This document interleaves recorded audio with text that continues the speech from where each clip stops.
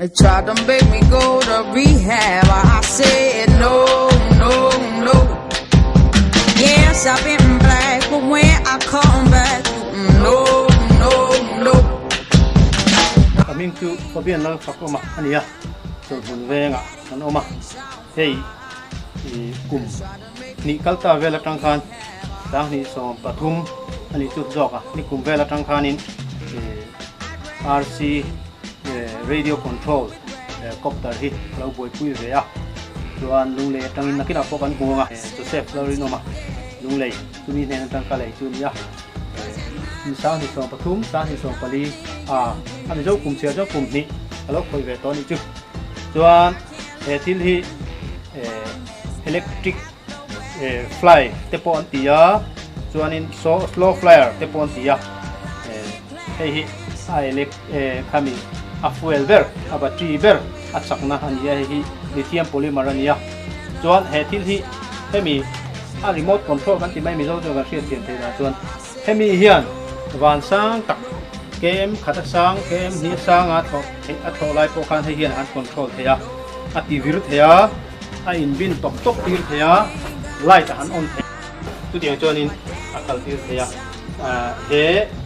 a siam phung a kal phung hi toy te kan soi zo panga a thona ber a khola chu he hi ni tani he hi a motor kan tia he brushless motor kan tia he hi apman ania chuani tha brushless motor kha hemi a battery atanga takna lo kala kha he hi ESC kan tia electronic speed control khanin a tool angin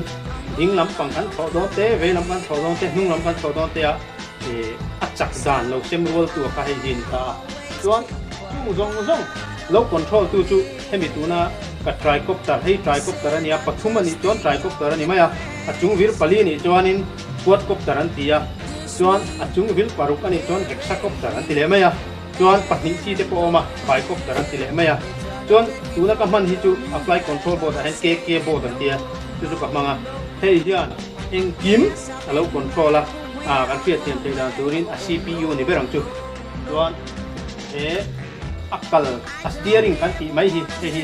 hi servo mangina controller tu servo chu hei te hi ni ta ni hei steering ani ta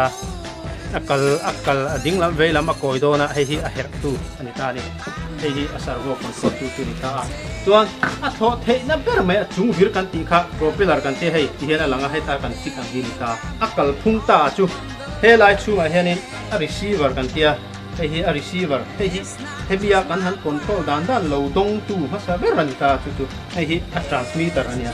chuan receiver an han tonga chu a flight control board KK board kan te na lu ta chu KK board lu chu tia thola khan nung lama lo pot thei don tai la ama patni hi ti chaka chuan anor thei ta ni chuan malama kan kal du khan nung hi ti chaka chuan malama kal ta chuan tia ka thola hian ka veilama thok don ta se hebilam hi ti chak waka tiana a thok ta tia ka tia veilam panga kal donin a ding lam pang motor kha flight control board kal taina ti chaka chuan hei hi accelerator kan ti mai chu a throttle ania chuan he steering ding lam veilam pang kulna veilam pang ding lam pang kulna lo ni ta chuan heng ho newa hi chu a thola ya a control chi ran auto level siam tu te a light on na te tin GPS kan man chuan NASA te nakina la soenga NASA te kan man chuan heng hi a NASA a mor than a flight mor than palo dan chu atla pui deu chu ani maya lung le mi Joseph Laurinoma kan ti kan soi khamina music tir atanga mania hek te hi siam chuaka apat te cha khalve thei soi kalo ni ve to Joseph ne la chunga kalom the ni kan soi te from chu ni kalome together, spotlights hitting something that's been known to change the weather. We'll kill the fatting calf tonight, so stick around. You're gonna hear electric music, solid walls of sound. Say Candy and Ronnie, have you seen them yet? Ooh, but they're so spaced out. Benny and the Jets.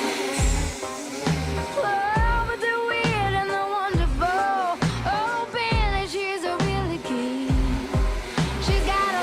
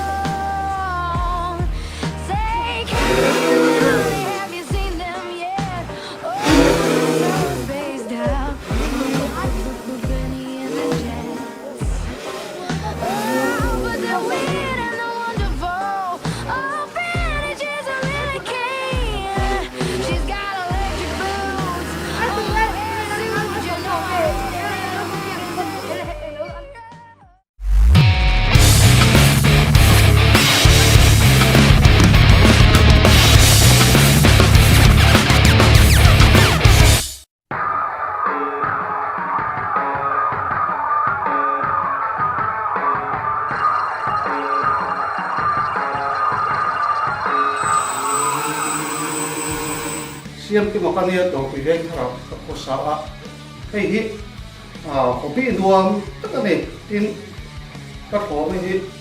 Y6 500 pathum paru pakai popular pangat hei hi Scorpion model ani ya tin NTP moni hei kan na chei dang lam le chu hei thona hi zana te khal hin wama ni salowa light hi vai motor an mai che ya anal tu mai tin he tai camera kan ta chu mi hang chuan ko chung te kan entry na ina rocket hi asam pul tu akan siam dia rocket kap chok thei turin kan la siam le to na ni tin me al te pu chok nga chon chu nakina kan pule kin ka ring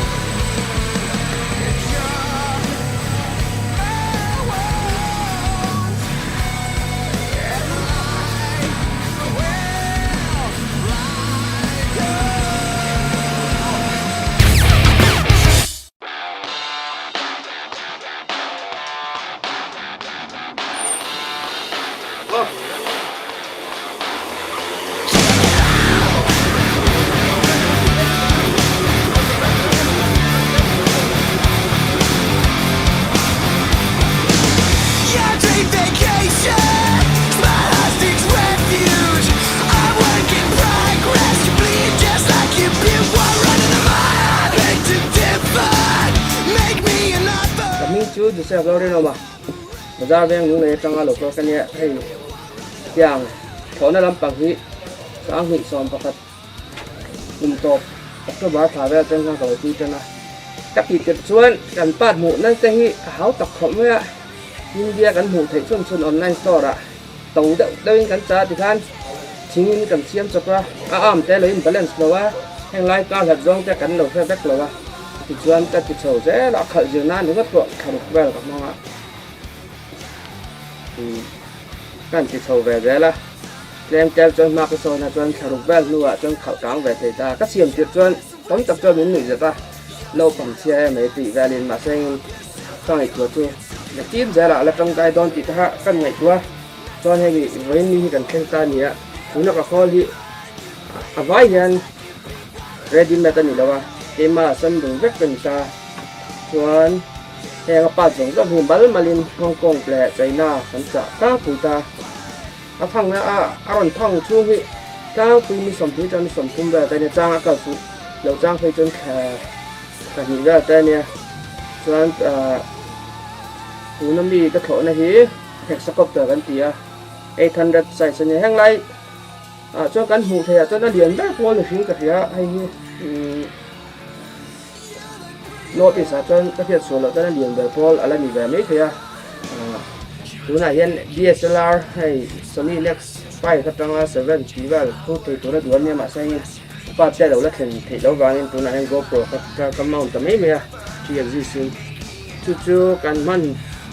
trang phụ chân music video shooting nan te là movie shoot nan te kan man ta na la trong kai don ti ka ngai ko ve chuan ti han ka ti chawa chuan hei monitor he video receiver ta hian lo eng lo ha sa ku he power tu kon bela bo cha ka mai ka ti lo menga ta hian lo video receiver transmitter kan da hei video transmitter nia chuan ta GoPro train output kan siam kan la thua pa ti video transmitter alu ta chuan ta hian receiver lo receive kona kan chu live pin thei ka tang kha kan hu don na enge object la khuan ti ka kha ta kan lo an ta chuan ta ko na control board mang ve hi tuần lai hay latest anh kia cái sấy số em lòng cái APM anh ya Arduino Mega thì open source anh ya aron khen tóc và cần fit dọc đó là thuộc tóc thế này là hay chụp computer là trang áp program ngoài thì anh kiếm một program thoát ngoài nhỉ chuan anh tí hàng nghe thôi đó thì chúng biết vào động này nghe vào hiện này khen cả support ta này thì nó cần mấy gặp thì anh làm thử đó thế là chú là con đâu mà chú Arduino Megaboard 2.7 caliber international là po USA về là po anh là bên người ta chuan hay hi telemetry radio link cho người ta tại hiện tại mà cái mount tấm ấy chú hayมีองค์gìให้chúตั้งcái level chú Android tablet smartphone Android 4.2 chúng làm cho nó support rất nhiều cái chú Android planner còn kia chú mình software chú đã hết làm gì mà chỉ lăng mấy một cái này thì nó ạ cần thun thì nó cái install thì nó mà sẽ cần sẽ kiểu thôi cho chú mình mang chuan map alo lăng á có buồn map ạ chuan internet tới con này cả away point cần đang làm sao thì anh chưa nên map ạ kan thì hàng lai chọn rồi là iZone đang làm map và hắn lụt tay lá waypoint không không lệ thì thật đây các bạn cần với các bạn set thầy ta anh chị nói em mình cho mình bịa là cho để ram server nan tới trái em mà cho mình live bên đủ tay là lỗ một phẳng lỗ tay là hiền cần tiếc xiên kem sớm đó là mình thấy tụi nó các em là biết cho upgrade đó cho mình mang waypoint mang chuan mẹ bà cần chúng ta chú autopilot system kan on time mang yan autopilot system on nan tai cho nên máy là câu tầm ấy aron led là tốc thầy ta cần phải che cái phiên tiền thì ăn bếp rồi in đang xây dọc đó chuan thì từ nó hay cần hủy GPS antenna anh ta thì nhiều 6M antenna này hồi carbel từ nay giờ anh muốn cái hay mình hồi do phải một em mày thấy tèo mà hay mình hồi do thì được chuan ở đó là hồi do autopilot thì đuổi vết thế này cho nên các bạn mình đang nghĩ rồi xây núi to xây thiệt tụi em to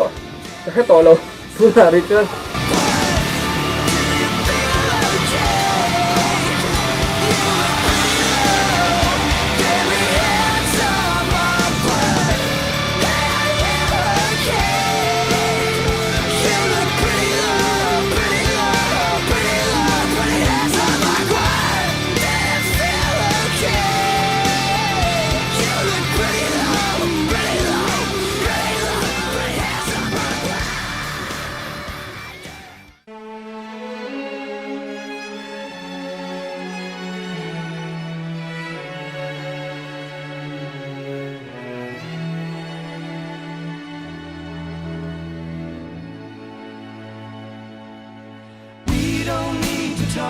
about it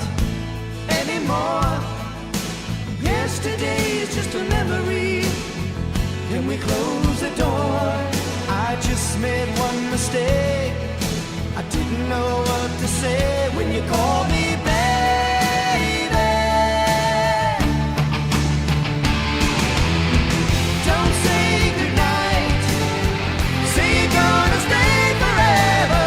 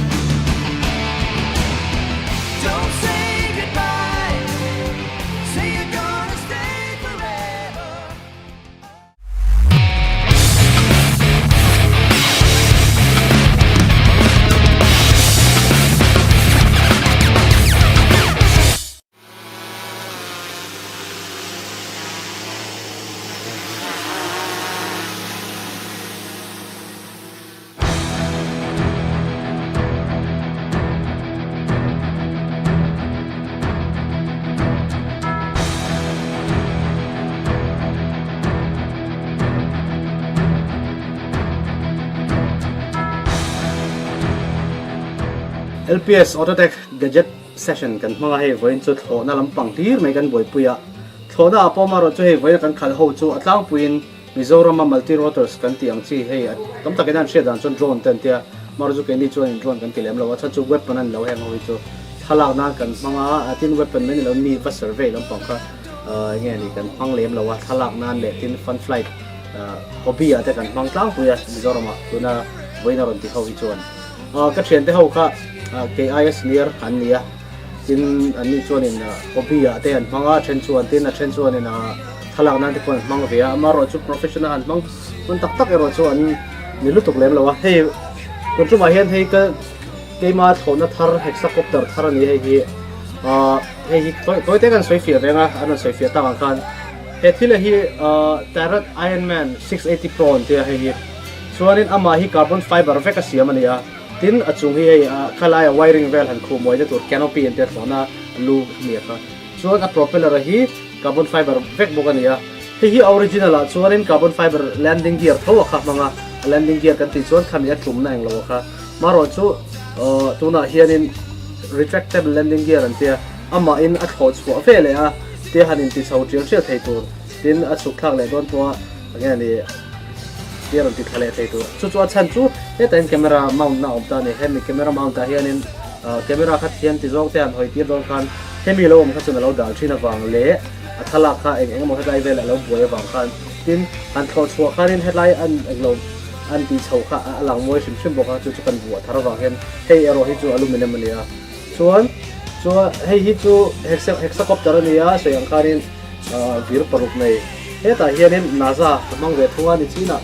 kan chen pai ron ti to APM board ten tia hi na za hi chu hemin flight controller hi chu englo me ni ta antenna me ni ta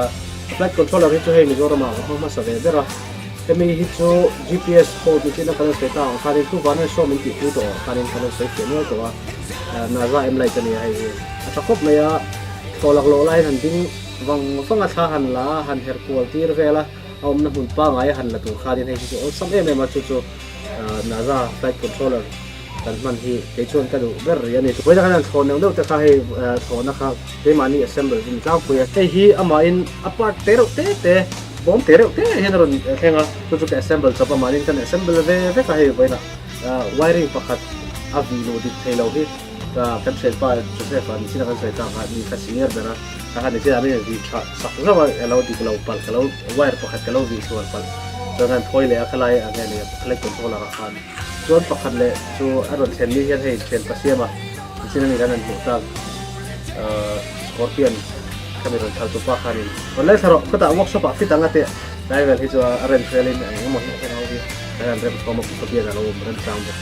ika ke ni hoi mo ti ro to sa cho karin phone de orang ke de orang bo kale ke ni lo fit ko kan om bo ka chung ho chu plane lampang di ani Mizoram Aero Modelers Association in there pura po to ni po himin din tel ve kan kop me ya ani ero chu plane pa ngai an tho thongani Someone said life is for the taking. Here I am with my hand out, waiting for a ride.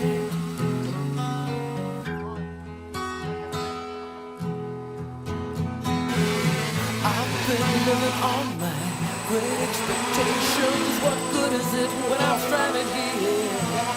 and the world just passes by?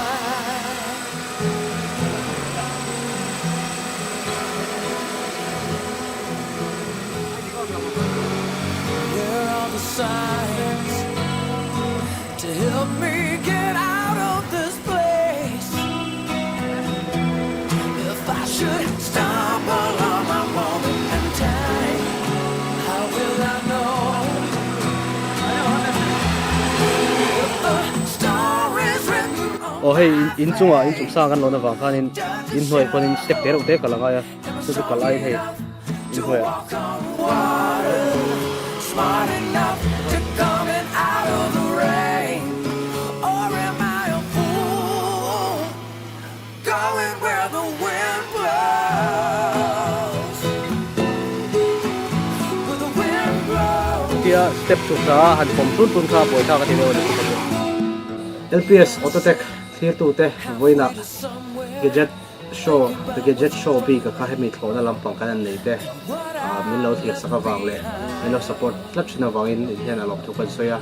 in ta na mu nom le beng war tha kon chok chu ale zel ka tum do nia kan lo me